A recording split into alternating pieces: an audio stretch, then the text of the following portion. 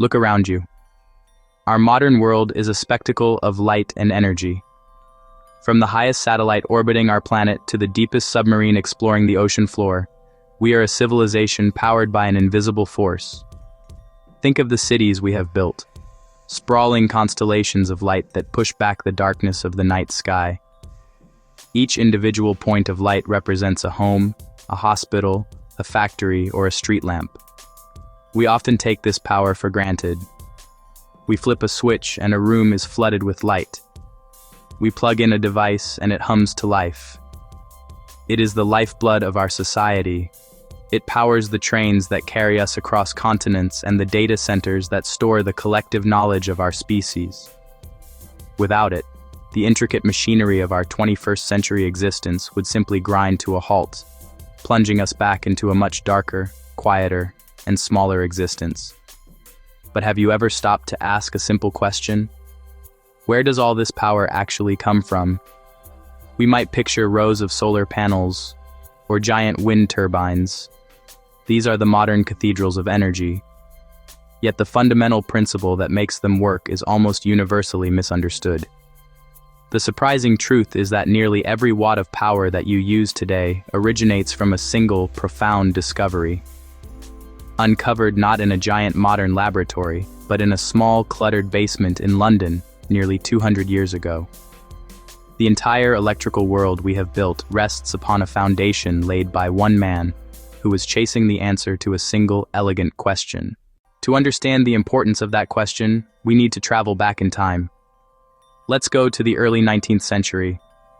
It was a world lit by candle and gas lamp.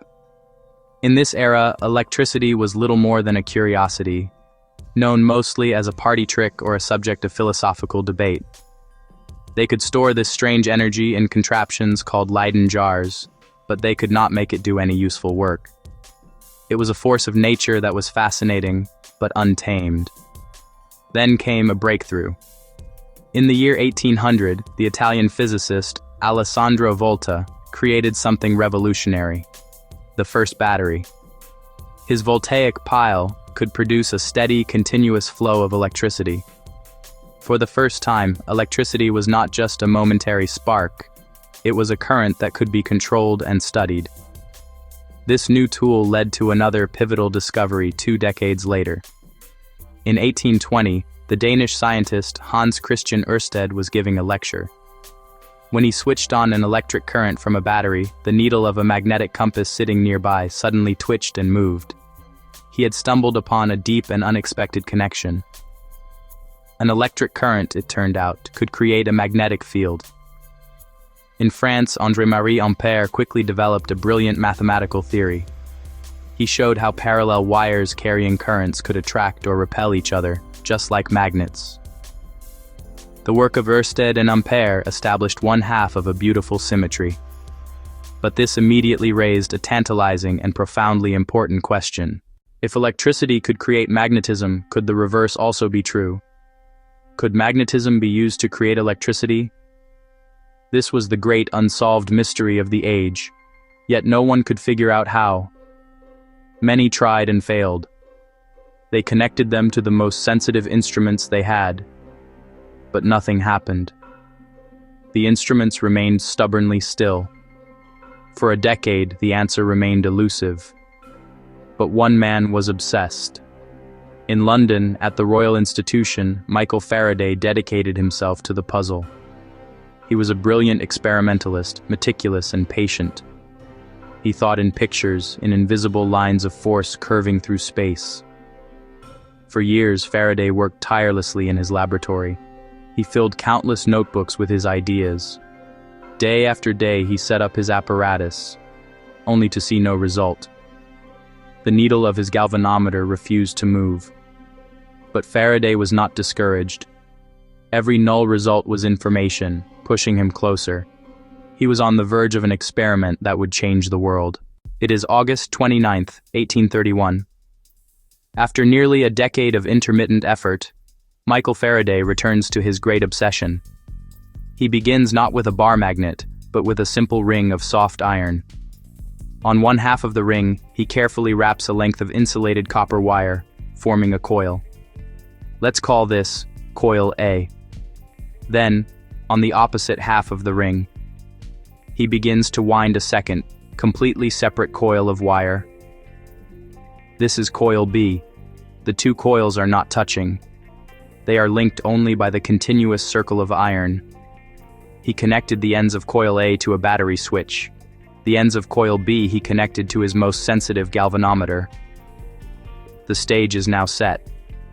Faraday takes a breath. He is ready.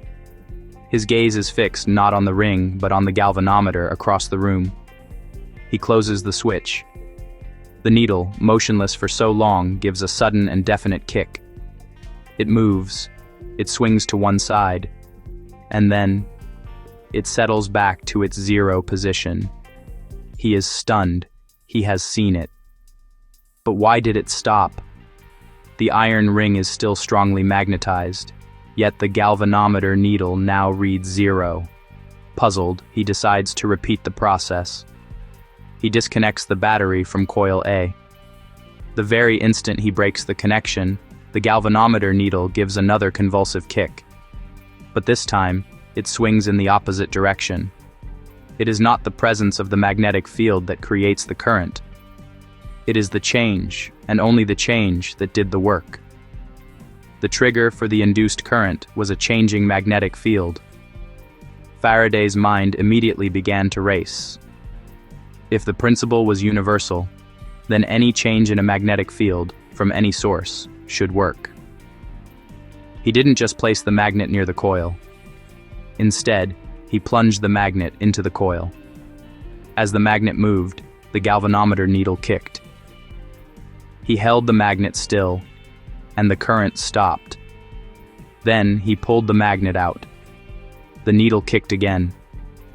It was this act of cutting, this intersection of wire and lines of force, that induced the electric current. This was the unifying principle. The next great challenge was clear. How could this transient effect be transformed into a continuous, steady flow of electricity? The answer, he realized, was not back and forth motion, but continuous rotation. Faraday began to turn the crank. The copper disc spun, its edge slicing through the invisible magnetic field. He glanced at the galvanometer. The needle, which had only ever twitched before, now did something new. It deflected, and it stayed deflected. He had generated a continuous direct current from motion and magnetism. This humble machine was the direct ancestor of every power plant on Earth. The vast majority of electricity generated today comes from machines that are, at their heart, just scaled-up versions of Faraday's concept. It doesn't matter what the primary energy source is. In every case, some external source of energy is used to create rotation, and Faraday's principle of induction turns that rotation into the electricity that powers our lives. From vast power grids and global data networks to the life-saving technologies in our hospitals, the thread of Faraday's discovery runs through it all. He did not invent these things, but he discovered the fundamental physical law that made every single one of them possible. So the next time you flip a switch, take a moment to think of that quiet laboratory in London. Think of the patient, persistent man who refused to give up on a simple question. What you are summoning is not magic. It is a fundamental principle of nature, reaching back through time and technology to the moment a simple needle moved and the world was changed forever.